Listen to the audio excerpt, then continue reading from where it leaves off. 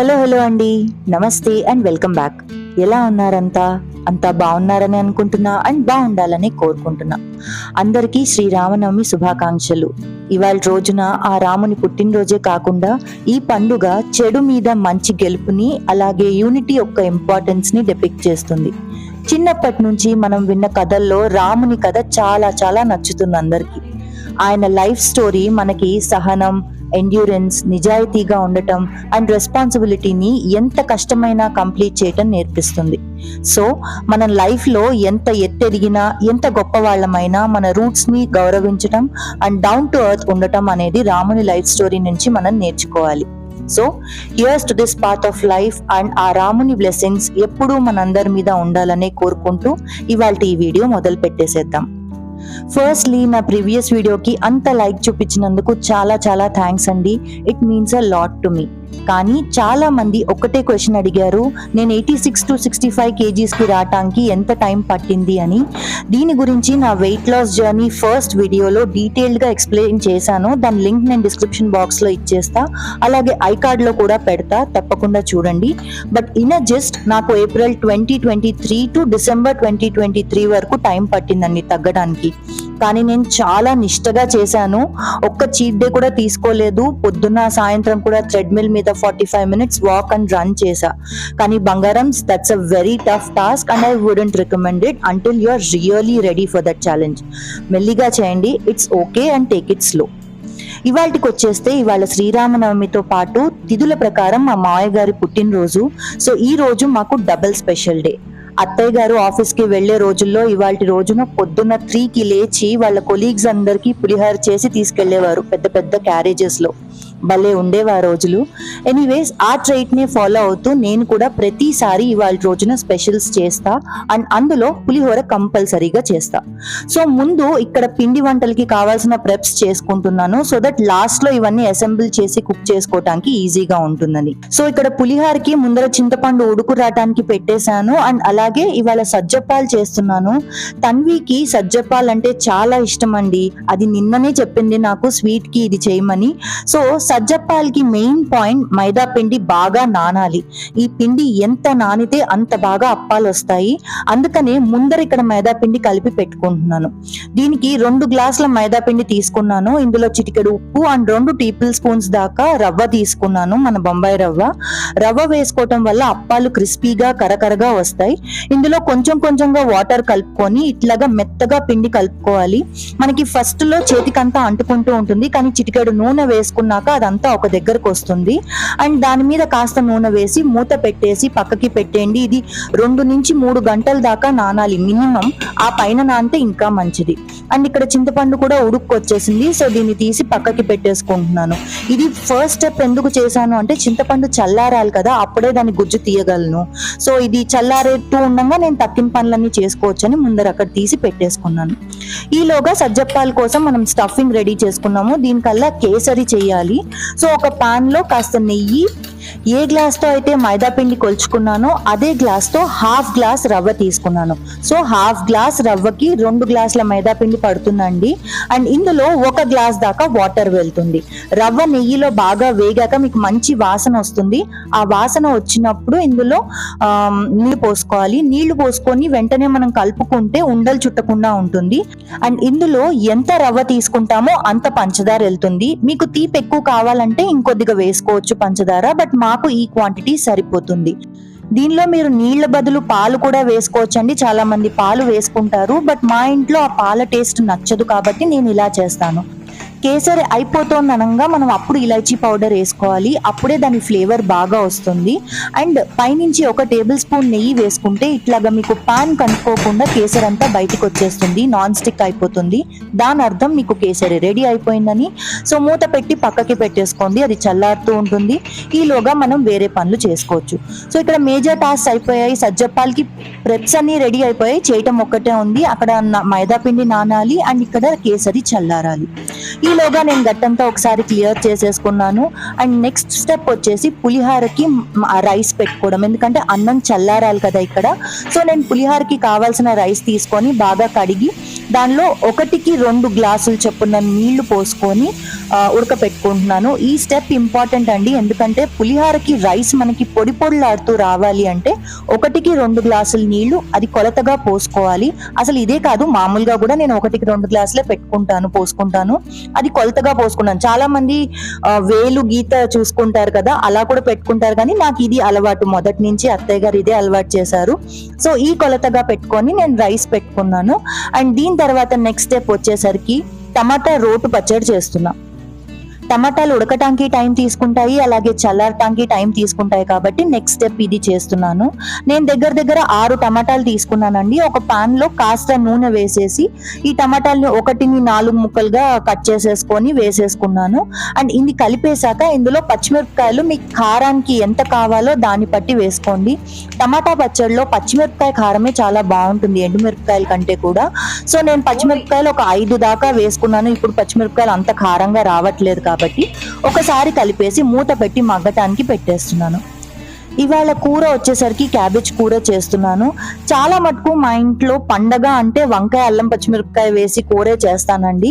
But ఇవాళ నేను cabbage కూర చేస్తానన్నాను. వంకాయలు ఒకటి నిండుకున్నాయి, రెండోది తిని విసుకొచ్చేసింది వంకాయలు.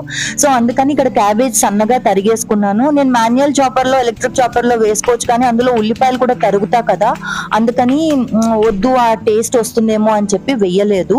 సో చేత్తోనే తరిగేసాను. అలాగే అల్లం పచ్చిమిరపకాయ కూడా నూరి పక్కన పెట్టేసుకున్నాను.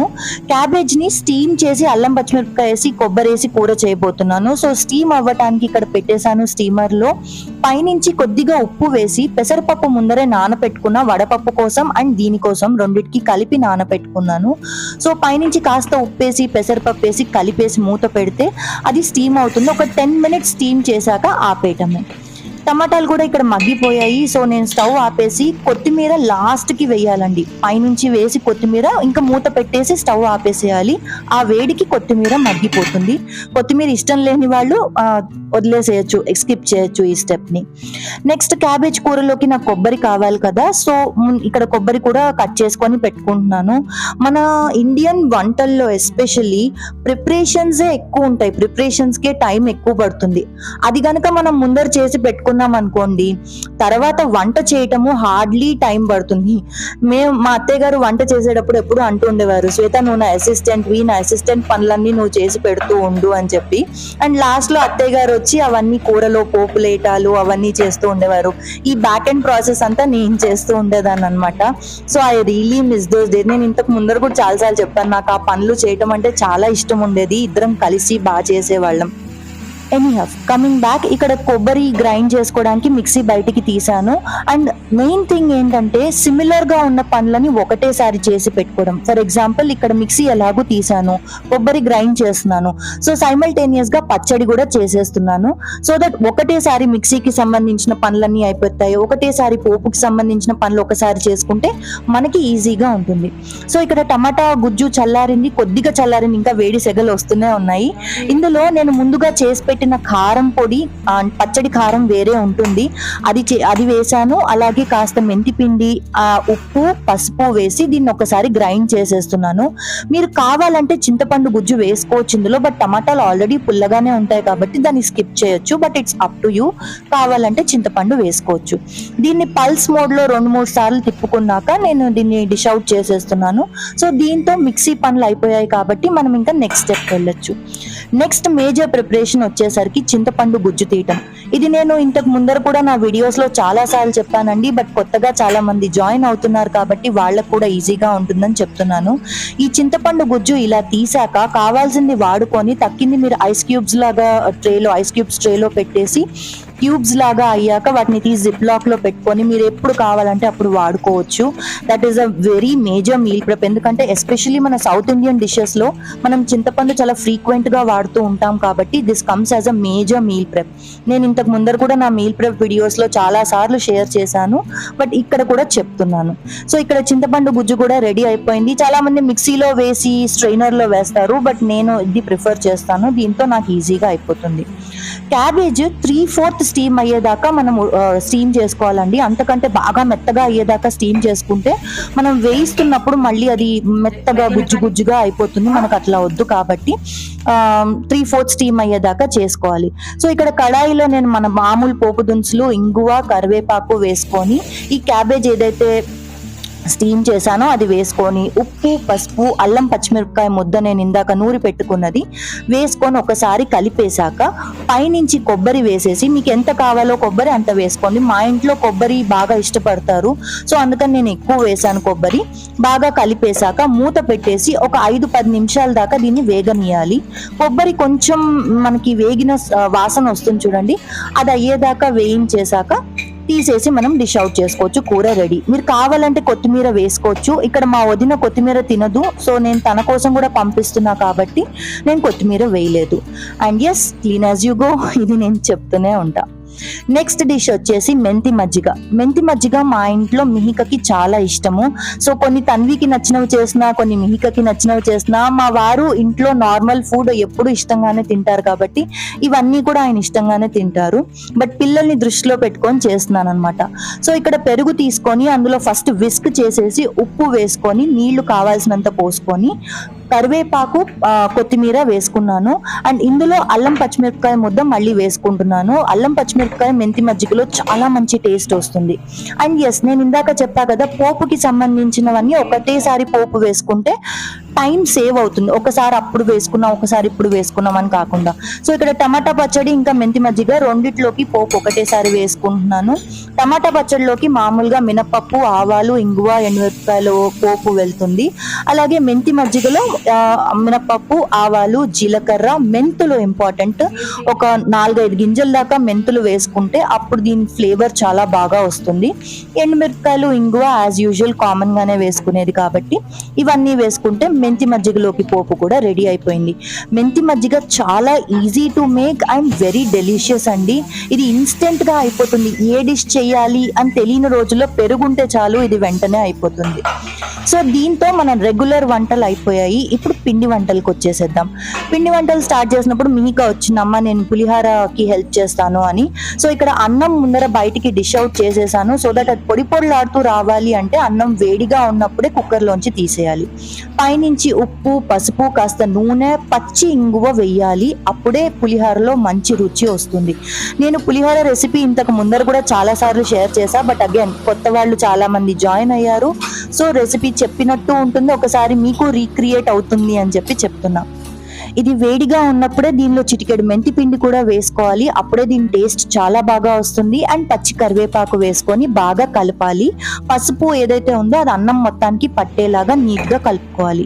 ఇప్పుడు కడాయి తీసుకొని అందులో కావాల్సినంత నూనె వేసుకోవాలి. పులిహోరకి నూనె బాగానే పడుతుంది. మేము ఇందులో పల్లీలు, మామూలు శనగపప్పు, మినపప్పు, ఆవాలు, ఎండుమిరపకాయలు వేసుకుంటాము. మీరు కావాలంటే జీడిపప్పులు కూడా వేసుకోవచ్చు. మా ఇంట్లో నచ్చదు కాబట్టి వేసుకోం. పులిహోరలో ఇంగువ ఘాటు చాలా ఇంపార్టెంట్. సో ఇంగువ వేసుకోవాలి. అండ్ మేము లావు మిర్చి వేసుకుంటాం. ఇలాగ మీకు స్క్రీన్ మీద చూపిస్తున్నట్టు మిర్చిని అటు నుంచి ఇటు నుంచి డయాగ్నల్ గా కట్ చేసుకుంటే మిర్చి అలాగా పొడుగుగా ఉంటుంది అండ్ కలిసిపోకుండా మ్యాష్ అయిపోకుండా ఉంటుంది. ఇందులో నేను 4 గ్లాసుల అన్నానికి 1 గ్లాస్ చింతపండు గుజ్జు తీసుకున్నాను. చింతపండు గుజ్జు తీసుకొని వేసుకొని బాగా కలుపుకొని నూనె సెపరేట్ అయ్యేదాకా కలుపుకోవాలి.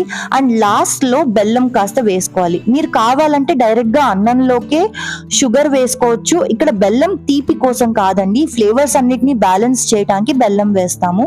సో నేను అయితే షుగర్ వాడతాను, లేదంటే బెల్లం వాడతాను. But what ever it is, చిటికెడు బెల్లం గానీ షుగర్ గానీ వేస్తే ఫ్లేవర్స్ అన్ని బ్యాలెన్స్ అవుతాయి.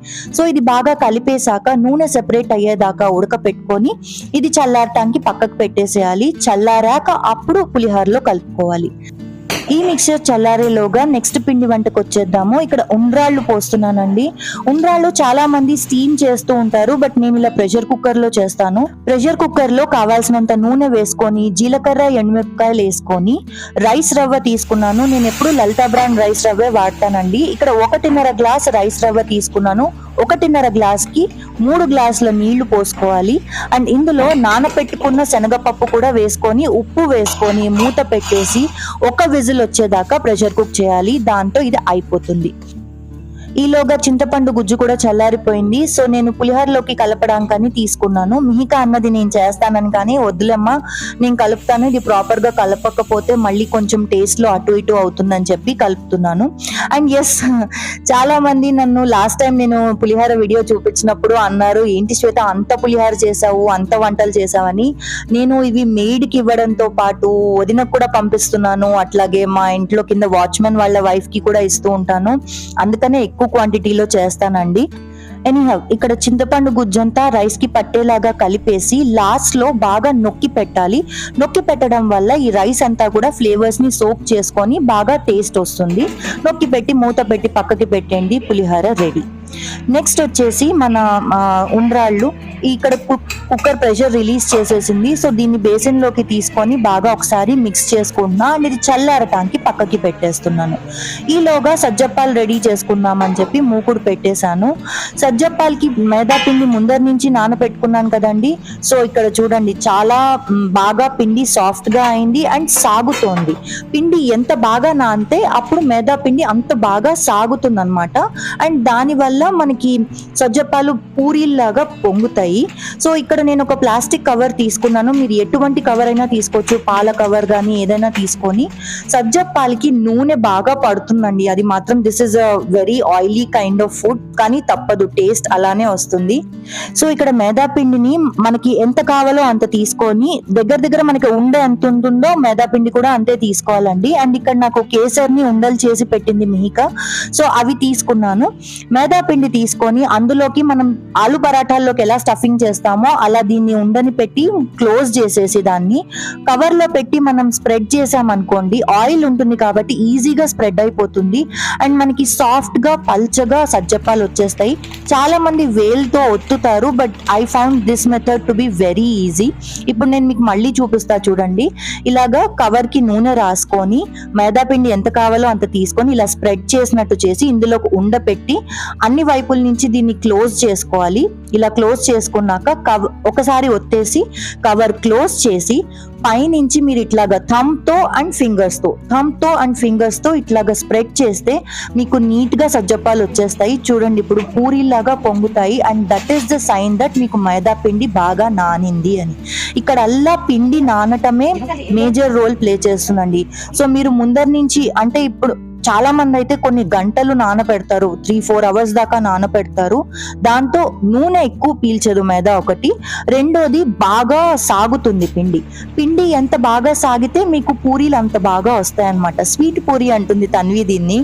సో ఎస్, ఇది బాగా రావాలి అంటే మనం మైదా పిండి బాగా కలుపుకోవాలి. అండ్ కన్సిస్టెన్సీ ఆఫ్ కేసరి కూడా చాలా ఇంపార్టెంట్ రోల్ ప్లే చేస్తుంది. అది బాగా మెత్తగా వచ్చింది అనుకోండి, అప్పుడు సరిగ్గా రాదు, మళ్ళీ జారు అది బయటికి వచ్చేస్తుంది, స్టఫింగ్ బయటికి వచ్చేస్తూ ఉంటుంది. సో అలా రాకుండా ఉండాలి అంటే నేను చెప్పిన టిప్స్ అన్ని ఫాలో అవ్వండి, ఈజీగా వస్తుంది. ఇక్కడ ఒక్కరిని చేయడానికి లేట్ అవుతుందని చెప్పి మా వారిని పిలిస్తే ఆయన కూడా వచ్చారు. సో ఆయన వేయిస్తుంటే నేను ఒత్తి ఇస్తున్నాను. ఆయిల్ టెంపరేచర్ కూడా చాలా మేజర్ రోల్ ప్లే చేస్తుందండి. మరీ హైలో ఉండకూడదు, అలా అని మరీ లో టెంపరేచర్ లో ఉండకూడదు. లో సెగ మీద ఉంటే నూనె ఎక్కువ పీల్చేస్తాయి అప్పాలు, అలాగే హై సెగ మీద ఉంటే గనక బయట మాడిపోయినట్టు అయిపోతాయి, లోపలంతా మళ్ళీ పచ్చిగానే అనిపిస్తుంది అనమాట. సో ఇక్కడ మీరు చూసారు కదా, నాక్ కూడా మీడియం ఫ్లేమ్ లో ఉంది, మీడియం ఫ్లేమ్ లో వేయించుకోవాలి అండ్ దాంతో అప్పాలు నీట్ గా వస్తాయి. అలాగే పొంగి చూస్తున్నారు కదా, సజ్జప్పాలు చాలా క్రిస్పీగా చాలా బాగున్నాయండి. నేను చెప్పిన మెథడ్ లో ఒక్కసారి ట్రై చేయండి, చాలా ఈజీగా అయిపోతాయి. అండ్ ఎస్, ఇది ఆయిల్ తో కూడిన పని definitely, but once in a time తింటాం కాబట్టి ఇట్స్ ఓకే. పండగలు అప్పుడు చేసుకోకపోతే ఇంకెప్పుడు చేసుకుంటాను చెప్పండి. సో దీంతో సజ్జప్పాలు కూడా రెడీ అయిపోయాయి. అలాగే మైదా పిండి కూడా కరెక్ట్ గా సరిపోయింది. లాస్ట్ లో 2 కొంచెం మిగిలిపోతే దాంతో 2 పూరీలాగా బటూరేలాగా చేసేసాను అనమాట. అండ్ ఇక్కడ ఉండ్రాలు చుట్టమని నేను తన్వికో మిహికాకో చెప్పాను, గుర్తులేదు నాకు, బట్ వాళ్ళకి చేత కాలేదు అది సరిగ్గా చుట్టడము, వాళ్ళకి సాఫ్ట్ గా రాలేదనమాట.